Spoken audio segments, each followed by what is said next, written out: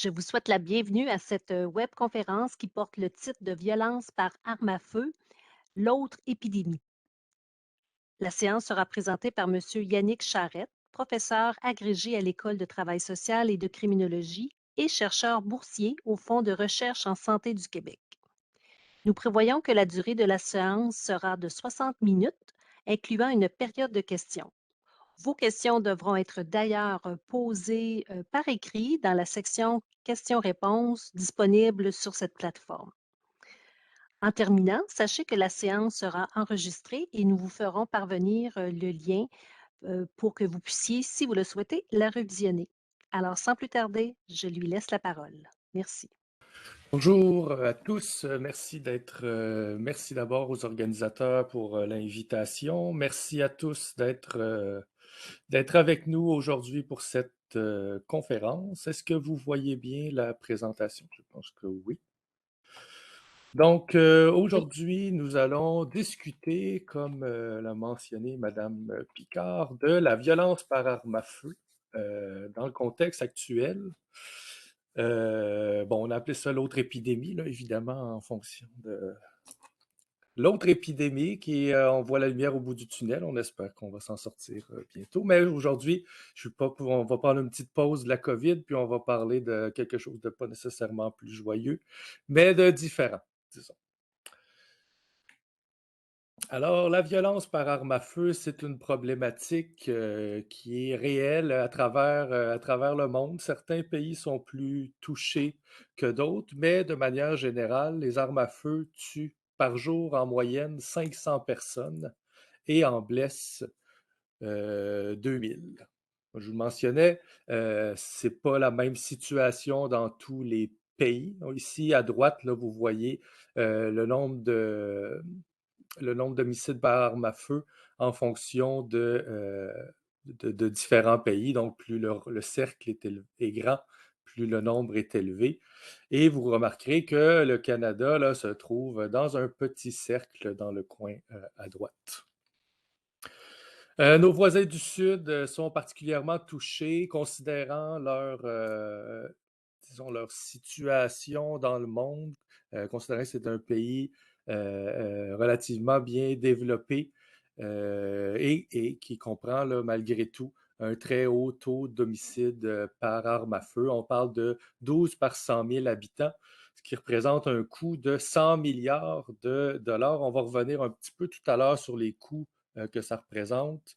C'est un point de comparaison là, ici avec le Canada. Donc, on est à 2 par 100 000 habitants. On est au 33e rang mondial, donc beaucoup plus faible. On parle là, de 6 fois moins d'homicides que dans nos voisins du Sud. En termes de coûts, on parle au Canada de 3,1 milliards de dollars, ce que ça coûte par année. Bon, ce n'est pas des chiffres qu'on est habitué de, je ne sais pas l'état de votre compte en banque, mais pour ma part, c'est assez rare que je compte en milliards. À titre de comparatif, là, le tramway de Québec coûtera environ, bon, là, les chiffres varient là, à travers le temps, là, mais peut-être à peu près 4 milliards. Donc, on peut dire, si on réussissait à éliminer l'ensemble des homicides par arme à feu, on pourrait construire l'équivalent d'un tramway de Québec par année. Donc, ce n'est pas rien. Une autre métrique qui peut être utilisée, c'est une école. Donc, construire une école, c'est environ 20 millions de dollars. Donc, 3 milliards, ça représente 150 écoles qu'on pourrait construire par année si on réussissait à éliminer la violence par arme à feu au Canada. Donc, de qu'est-ce qu'ont l'air les prévalences au cours des dernières années? On entend beaucoup parler de la violence par arme à feu là, dans les derniers mois, dans les dernières années. Donc, un petit état de la situation. Là, ici, je vous présente le nombre d'homicides par année au Canada. Et je vous donne deux exemples ici là, qui se rattachent à la question qui nous intéresse, les homicides en lien avec le crime organisé et les homicides en lien avec les armes à feu, là, donc qui sont étroitement liés. En moyenne, au Canada, on a environ 600 homicides par année. Ici, j'ai pris les homicides qui ne sont pas en lien, premièrement, avec le crime organisé. on constate qu'il n'y a pas nécessairement de tendance à la hausse ou à la baisse, là, donc c'est relativement plat comme tendance. Là. Néanmoins, noter une légère augmentation au cours des dernières années, mais la tendance là, sur les 20 dernières années n'est pas très marquée. Par contre, si on s'intéresse aux homicides en lien avec le crime organisé et les gangs, on retrouve une augmentation d'environ 4 homicides par année en lien avec cette problématique-là, en moyenne, évidemment. Et si on prend le contre-exemple ici avec les armes à feu, ce n'est pas un contre-exemple, plus un autre exemple. Si on prend les homicides qui ne sont pas en lien avec qui n'ont pas impliqué des armes à feu, on retrouve à peu près la même tendance là, euh, à plat. Donc, pas nécessairement d'augmentation. Mais lorsqu'on regarde la tendance pour les homicides en lien avec une arme à feu, on retrouve aussi une tendance d'environ 4 homicides par année. Si on met ça sur une échelle de 20 ans, là, ça représenterait une augmentation de 77 homicides, ce qui est à peu près une augmentation de 50 %. Donc, c'est une augmentation qui est notable. Voici l'état de la situation là, en termes temporels. Puis, je vous ai dit qu'on reviendra un peu sur les coûts. Donc, pourquoi qu'on s'intéresse à cette problématique-là? Bien, évidemment, ça représente des coûts sociaux. Et puis là, je ne veux pas qu'on pense nécessairement en termes simplement en termes budgétaires, mais aussi, on va voir que ces coûts sociaux-là là, incluent des victimisations puis des torts qui sont causés aux victimes. Récemment, j'ai fait une petite analyse économique pour voir un peu combien ça coûtait par année les homicides au Canada, au Québec, et j'ai eu de la difficulté à trouver des données précises sur les infractions en lien avec des armes à feu. Donc, on est malheureusement en train de découvrir une nouvelle problématique et les données ne sont pas nécessairement facilement accessibles. J'ai toutefois trouvé les données pour Montréal, donc le nombre d'homicides, le nombre de délits, pardon, en lien avec une arme à feu qui ont été commis à Montréal. Ça va nous servir de canevas pour expliquer un peu comment on peut calculer les coûts en lien avec la victimisation par arme à feu. Donc, premièrement, il y a les coûts qui sont engendrés par le système judiciaire. Donc, il faut gérer le contrevenant qui aura commis un délit en lien avec une arme à feu. On peut diviser par les différents systèmes qui vont être ou les différentes organisations qui vont être impliquées dans ces infractions-là. Tout d'abord, il va y avoir l'enquête policière. Donc, les policiers doivent se déplacer sur les lieux, particulièrement pour les homicides. On va parler de homicides et tentatives d'homicide. On va parler de très longues enquêtes qui vont représenter de nombreux coûts. Pour une année donnée à Montréal, ça coûterait environ 22 millions de dollars en services policiers pour gérer les infractions en lien avec les armes à feu. Du côté de la Cour, donc la poursuite et l'aide juridique, on serait à environ 1 million de dollars. Et la dernière étape du système, donc c'est des infractions qui vont souvent mener à des incarcérations. Et c'est ici que la plus grande somme des coûts va s'additionner à 59 millions de dollars par année pour les infractions en lien avec des armes à feu, ce qui totalise un total de 82 millions de dollars simplement pour les coûts qui sont engendrés par le système judiciaire.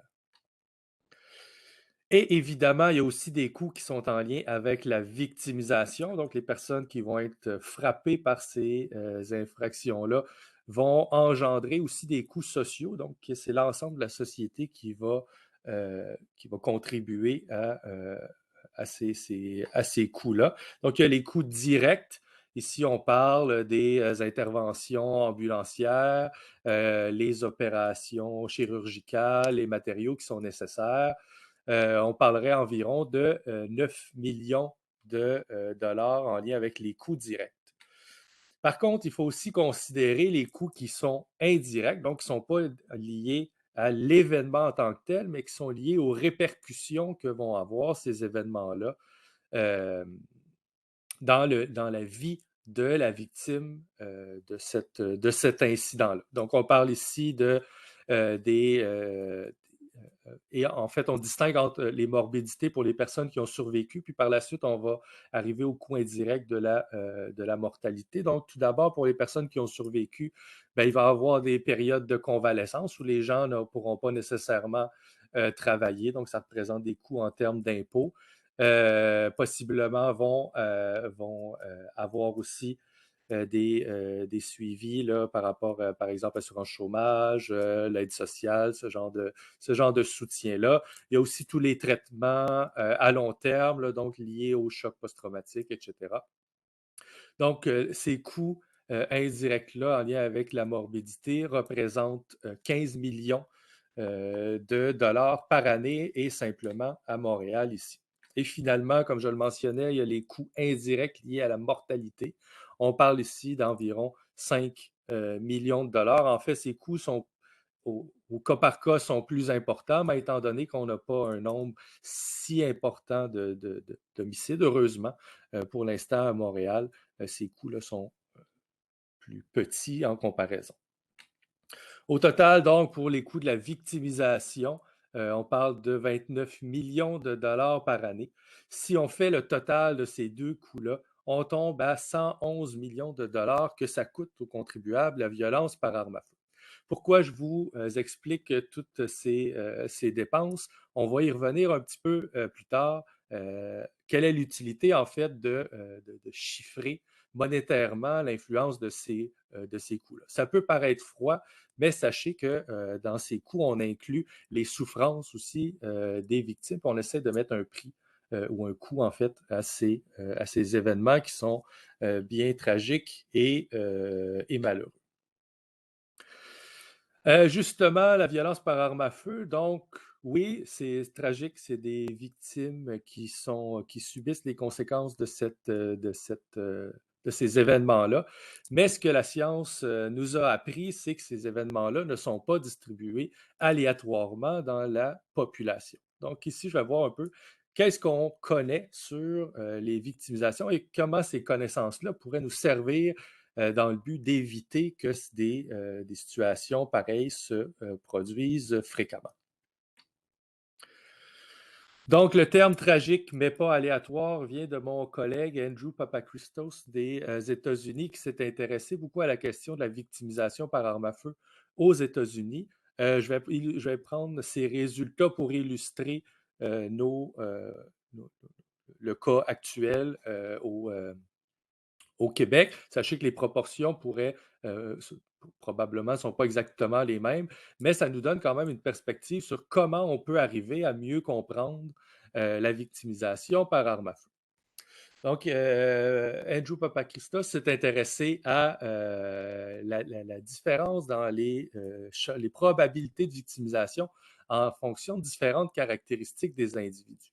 Tout d'abord, tout simplement, les caractéristiques sociodémographiques là, vont avoir une influence sur ma probabilité d'être victimisé par arme à feu. Donc, une première catégorisation, si on veut, là, de la population et des victimes potentielles et l'ethnicité. Si le taux moyen de la population, la probabilité d'être victime de violence par arme à feu à Chicago était de 47 pour 100 000. Pour la population noire de Chicago, ce taux montait à 113 pour 100 000. Donc ici, vous voyez que ce taux-là est 2 fois plus élevé que pour la population moyenne. Mais d'autres caractéristiques vont aussi nous permettre de encore mieux comprendre la victimisation par arme à feu. Et si Andrew Papachristos s'est intéressé au sexe et à l'âge des victimes et de la population de manière plus générale. Et ce qu'il a constaté, c'est que chez les hommes de 18 à 34 ans, qui sont d'ethnicité noire, leur probabilité d'être victimisés par arme à feu est de 600 par 100 000 habitants. Donc, pour simplifier un peu, c'est un risque de victimisation de 1 sur 200 personnes. Donc, imaginez, vous prenez aléatoirement dans la population des hommes de 18-34 ans, des hommes noirs, vous en prenez 200, et dans ce groupe-là, il y a une personne par année qui va être victimisée par arme à feu. C'est quand même un taux qui est extrêmement inquiétant aux États-Unis. On espère que la situation ne va pas être similaire au Canada et je ne penserais pas, là, étant donné le contexte qui est quand même différent. Simplement pour illustrer que les caractéristiques des individus vont influencer leur probabilité d'être victimisés. Il y a aussi les secteurs géographiques qui vont influencer la probabilité d'être victimisé. Donc ici, encore une fois, je prends l'exemple des études de Andrew Papachristos sur la distribution des homicides à Chicago. Et on peut constater que dans certains secteurs, la densité ou le nombre d'homicides est beaucoup plus élevé que dans d'autres secteurs. En fait, ce qu'il constate, c'est que ici, on a un graphique là, qui présente le nombre d'agressions par arme à feu en fonction du nombre de quartiers.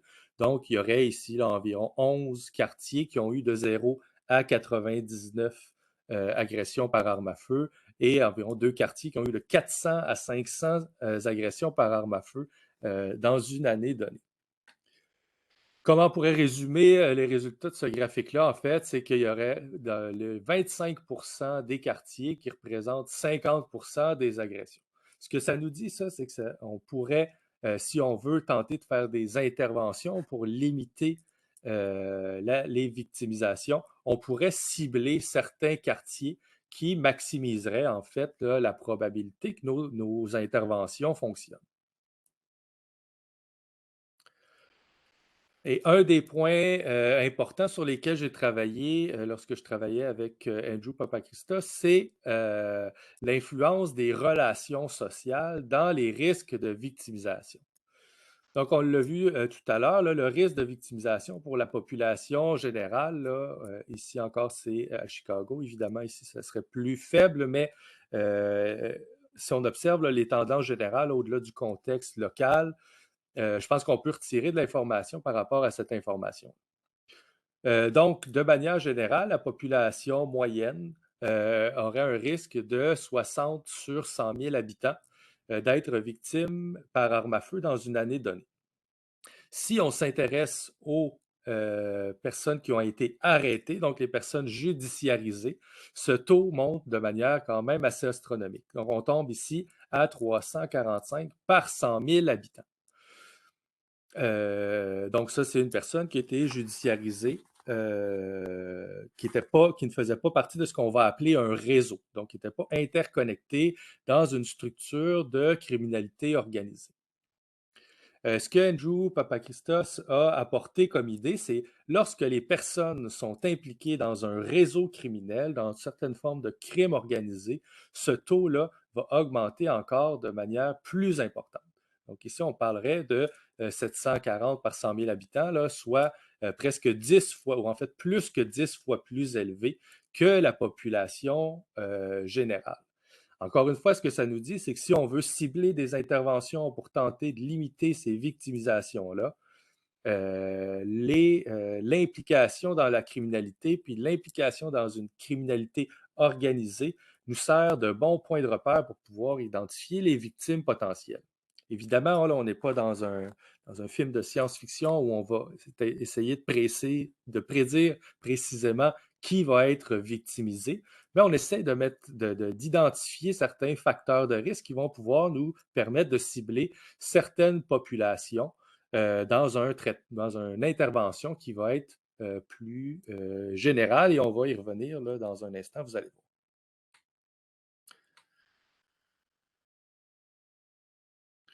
Donc, une fois qu'on sait que les personnes qui sont impliquées dans un réseau criminel sont beaucoup plus impliquées dans la victimisation, on se questionne sur comment est-ce qu'on pourrait encore mieux comprendre comment ça se structure la victimisation au sein des réseaux criminels. Et ce qu'on a fait dans le cadre de nos travaux, c'est de créer, en fait, ou d'identifier les réseaux criminels. Dans notre cas, on s'est intéressé aux co-arrestations. Donc, si deux personnes ont été co-arrêtées ensemble pour un même délit, on va créer un lien entre ces deux, ou on va considérer qu'il existe un lien entre ces deux personnes-là. Ils ont été identifiés en même temps, au même endroit, perpétrant le même délit. On peut considérer que ces deux personnes-là sont liées entre elles. Et lorsqu'on fait ça à grande échelle, donc au niveau de la ville, c'est possible de recréer ou une approximation d'un réseau criminel à l'échelle de la ville. Et c'est ce qu'on a ici, là, en exemple, à tout petit, évidemment, il y a plus de personnes judiciarisées que ça à Chicago ou même dans la ville de Québec, mais c'est un simple exemple pour illustrer ce que peut avoir l'air un réseau de codélinquance ou un réseau de partenaires criminels. Et ce qu'on constate dans ces réseaux-là, ici, on a le nombre de personnes et le nombre de personnes, le nombre de personnes à gauche et sur l'axe des X, donc l'axe horizontal, on a le nombre de personnes que ces personnes-là connaissent. Et on retrouve une distribution assez standard dans les réseaux les réseaux sociaux, les réseaux relationnels. Donc, on retrouve une très grande proportion de la population, donc à gauche du graphique, qui ont très peu de relations et un très faible nombre de personnes qui vont avoir beaucoup de relations, beaucoup de partenaires criminels. Est-ce qu'on peut utiliser cette distribution-là pour essayer de mieux comprendre la victimisation par arme à feu? Et ça a été le défi qu'on s'est donné avec Andrew Papachristos. Donc, si on compare les victimes avec les non-victimes dans l'ensemble de ce réseau-là qu'on vient de créer, on s'est intéressé à qui étaient les victimes au sein du réseau. Et une façon simple de comparer ça, c'est, comme on vient de le faire, de regarder le nombre de contacts, le nombre de partenaires criminels que ces personnes-là vont avoir dans leur réseau social. Et en mettant ça en parallèle avec la victimisation, on a constaté que les victimes par arme, les victimes au sein de ce réseau de délinquance-là avaient en moyenne plus de partenaires criminels que ceux qui n'avaient pas été victimes.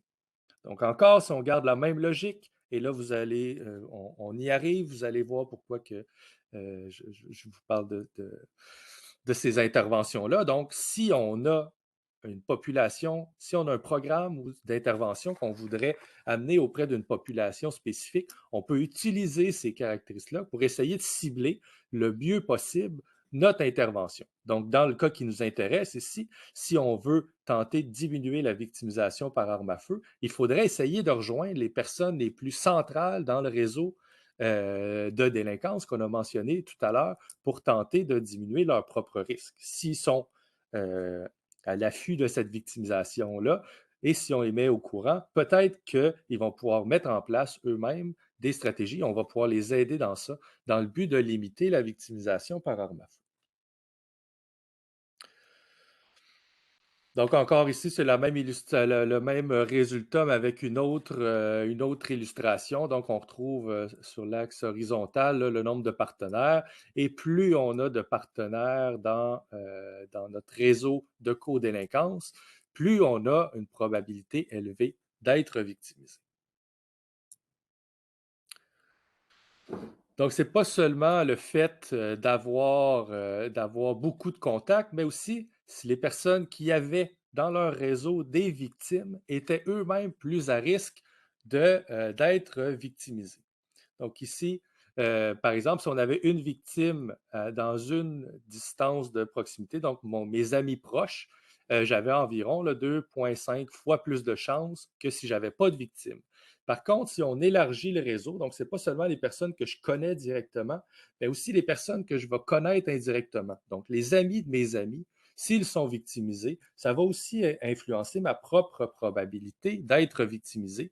Et c'est ce que Andrew Papachristos appelait la contagion de la victimisation. Donc, si on a des personnes qui sont victimisées dans nos réseaux, il va y avoir une espèce de processus de contagion de la violence qui va augmenter mes propres probabilités d'être victimisé.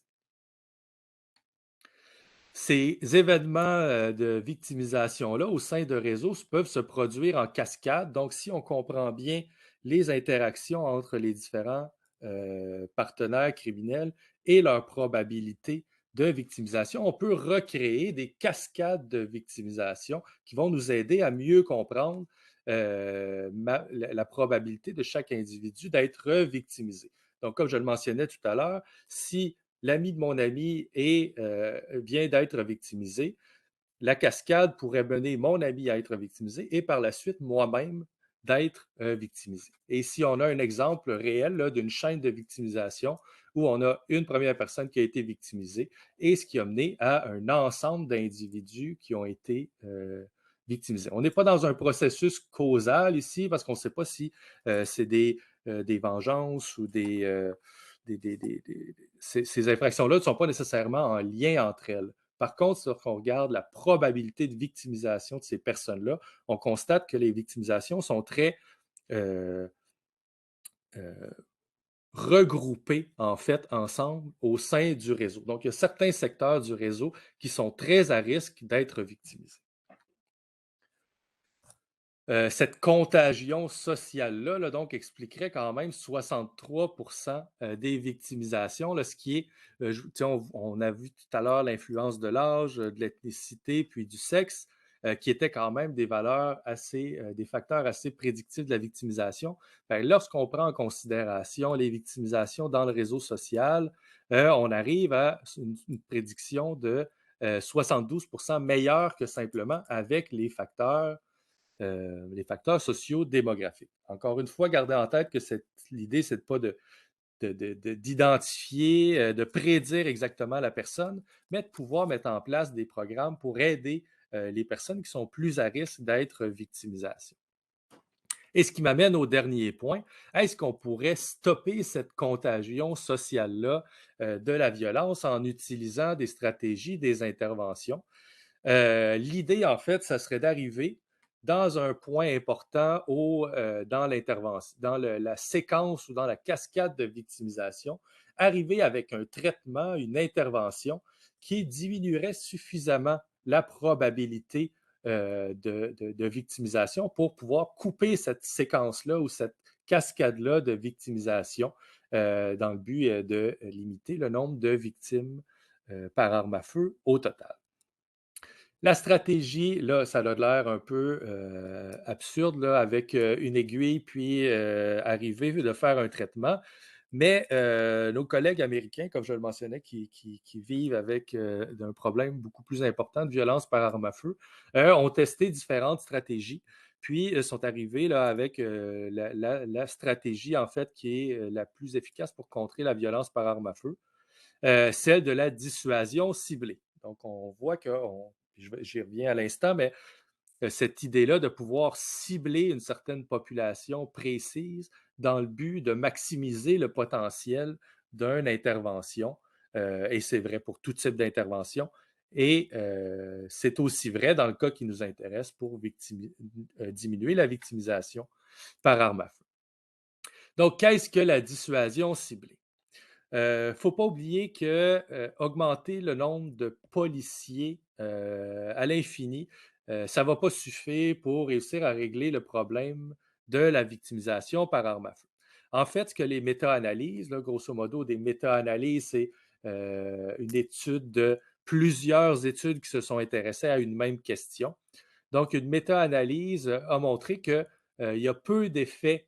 L'augmentation des policiers va avoir très peu d'effets sur la criminalité de manière générale et n'aura pratiquement aucun effet spécifiquement sur la criminalité violente. Donc, ici, ce qui nous intéresse avec la violence par arme à feu, une augmentation des ressources policières est assez peu efficace pour diminuer la criminalité violente.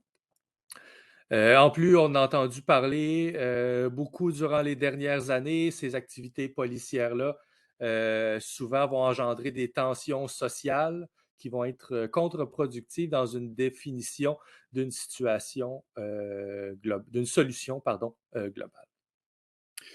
En plus, les policiers, les ressources policières, c'est des ressources qui sont relativement coûteuses. Donc, c'est les contribuables qui vont payer pour ces ressources-là. Donc, on se pose la question, est-ce qu'il y aurait des façons qui seraient plus efficaces en termes de diminution, qui seraient moins socialement difficiles et qui seraient plus efficientes, donc qui représenteraient moins de coûts avec plus d'efficacité? Et c'est ici que je vous présente donc cette idée-là de dissuasion ciblée. J'ai amené un peu la table tout au long. L'idée, là, c'est d'essayer d'identifier des populations qui sont plus à risque de commettre ou d'être victimes de violences par arme à feu et de cibler l'intervention sur eux avec différentes stratégies qui sont complémentaires. Donc ici, c'est une stratégie, c'est basé sur des stratégies novatrices qui ont fait leur preuve là, dans plusieurs villes aux États-Unis. C'est basé sur une idée de résolution de problèmes. Donc, plutôt que d'être réactif, c'est souvent le cas avec les interventions là, en lien avec les délits violents. Donc, on se fait appeler ou les policiers se font appeler parce qu'il y a une victimisation qui est arrivée. On va arriver sur les lieux et on va mener une enquête pour essayer de trouver qui était le coupable, etc. Donc, plutôt que d'aller vers une approche qui est strictement réactive, on va plutôt favoriser une approche qui va être proactive, donc d'essayer d'aller de l'avant avant même que les événements se produisent dans le but de les prévenir et dans le but de cibler le problème à la source plutôt que de simplement être réactif. Je le mentionnais, l'idée globale de la dissuasion ciblée, eh bien, son nom le dit, c'est de cibler certains individus ou des groupes. Bon, certaines stratégies ont utilisé plutôt des groupes criminalisés plutôt que des individus précisément. Donc, on va cibler des groupes ou des individus qui sont à risque de commettre des délits violents. Par la suite, l'idée, c'est un peu la stratégie de la carotte et du bâton, ou ce que les auteurs là, appellent la stratégie des leviers. Donc, d'un côté, on va tenter de dissuader ces comportements en utilisant comme levier la peur de certaines sanctions potentielles, mais aussi de l'autre côté, la carotte, on va travailler avec l'anticipation de bénéfices liés à l'abstention de la commission de gestes violents. Donc, c'est une approche qui est quand même plus, disons, communautaire. Le but, c'est d'impliquer les différentes parties de la communauté. Donc oui, on va avoir les policiers, les procureurs qui vont être là pour mettre essayer de dissuader les comportements, mais aussi de l'autre côté, on va essayer de mettre en place des soutiens sociaux dans la communauté, des programmes de réinsertion au travail, des programmes par exemple, de traitement à la toxicomanie, des programmes de formation, des programmes de formation professionnelle. Donc, on essaie aussi de rendre euh, la non perpétration de violence, quelque chose d'intéressant pour ces personnes-là, souvent qui se sont retrouvées dans cette situation-là, un peu par manque, en fait, de bénéfices à l'extérieur de cet univers criminel-là. Donc, c'est une approche communautaire où on va impliquer l'ensemble des membres de la communauté. On peut aussi, parfois, on va inclure d'anciennes victimes ou des proches des victimes qui vont venir discuter avec les contrevenants ou les contrevenants potentiels pour leur expliquer ce qu'ils ont vécu par rapport à cette victimisation-là, dans le but ici de dissuader, non pas par la menace pénale, mais bien par une explication humaine des conséquences qui sont engendrées par cette victimisation-là. Du pelletage de nuages, peut-être, vous me dites, ben en fait, c'est un type de programme là, qui a été utilisé dans plusieurs endroits aux États-Unis. J'ai eu la chance de travailler sur l'évaluation d'un de ces programmes-là à New Haven, au Connecticut. Donc, le projet s'appelait le projet Longévité. Ici, on voit la tendance du nombre d'agressions armées à travers le temps. Et à droite, vous voyez le projet Longévité. Donc ça, c'est la période où le projet a été mis en place. Et ce qu'on a pu constater, c'est que la moyenne de victimisation avait diminué durant la période où le projet Longévité avait pris place. Et là, on avait un groupe contrôle, on a contrôlé pour l'activité du crime organisé, ce genre de choses-là.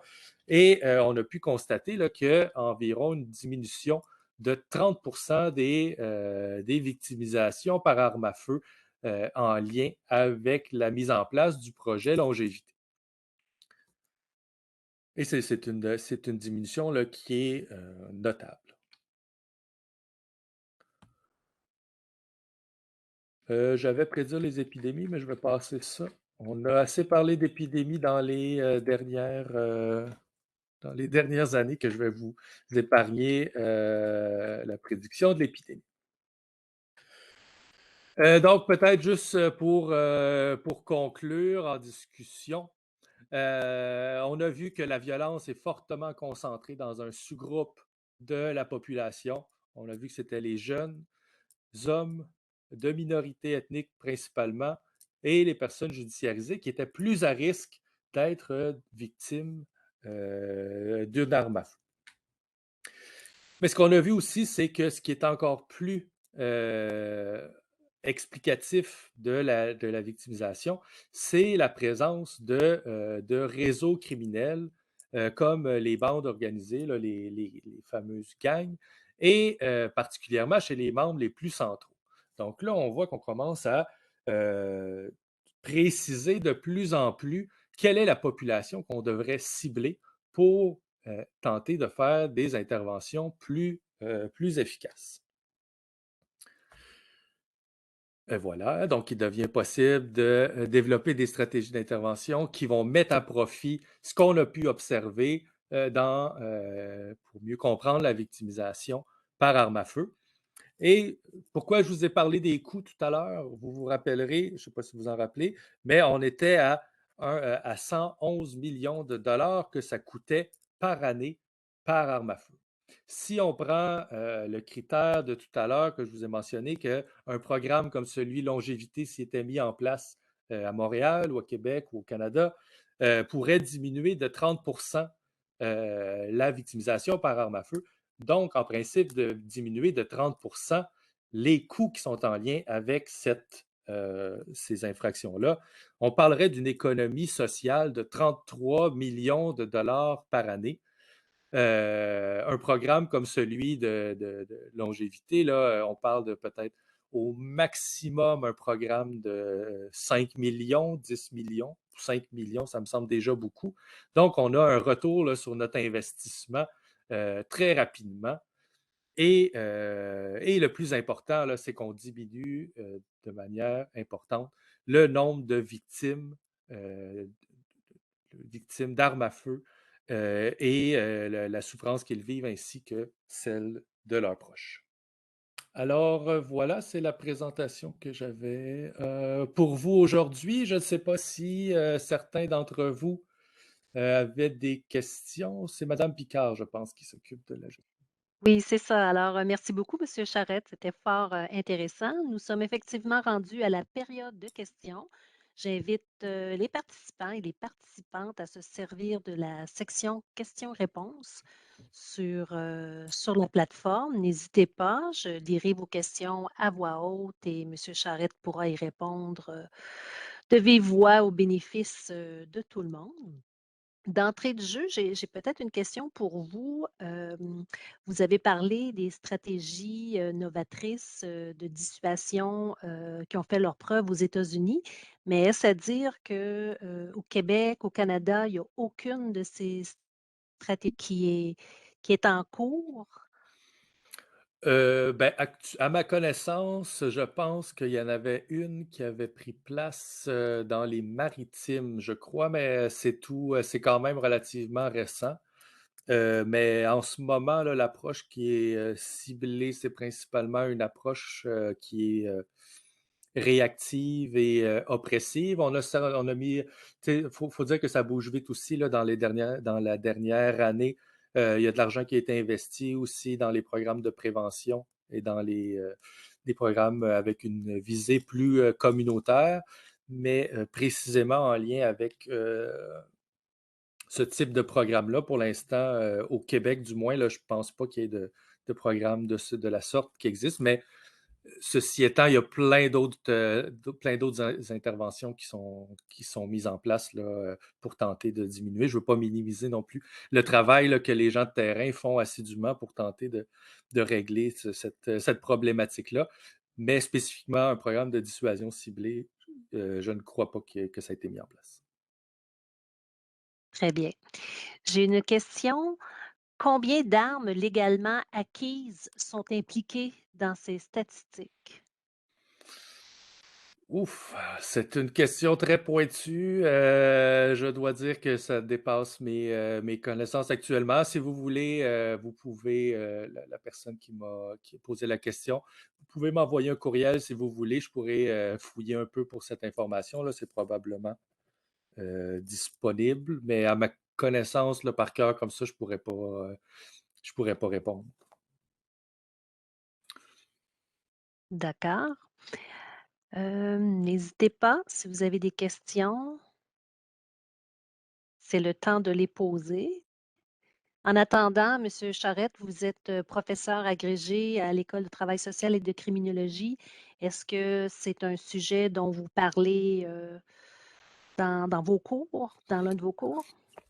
Ben, oui, en fait, je donne le cours, crime organisé et réseau criminel, où on aborde, des questions qui sont en lien avec le marché criminel, puis les connexions, les partenaires délinquants.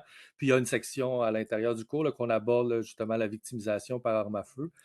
Souvent, on pense que c'est des victimes plutôt, disons, qu'on pourrait appeler innocentes, là, qui sont la cible, mais souvent, c'est des cas qui arrivent et c'est des cas tragiques, là, comme je le mentionnais. Mais ce qu'on constate, c'est que c'est beaucoup en lien avec les personnes là, qui vont être judiciarisées là, ou criminalisées, qui sont impliquées dans des réseaux criminels. Mais on aborde aussi dans le cours toutes sortes d'autres questions là, sur le crime organisé. Qu'est-ce que le crime organisé, d'ailleurs, qui est la question à 100 $. Donc, comment on peut définir ça? C'est est-ce que, puis même, les auteurs scientifiques ne s'entendent pas nécessairement sur ce que c'est. Donc, on essaie de déconstruire ça, essayer de comprendre aussi comment on peut l'opérationnaliser, là, qui est un terme un peu technique, là, mais comment on peut mesurer de la codélinquance, du crime organisé, puis tout ça, puis comment ça peut nous servir pour comprendre certaines situations, comme par exemple la victimisation par arme à feu. Il n'y a pas d'autres questions, alors nous allons mettre fin à cette période et nous vous remercions encore une fois de votre participation. Au plaisir. Merci beaucoup, bonne journée.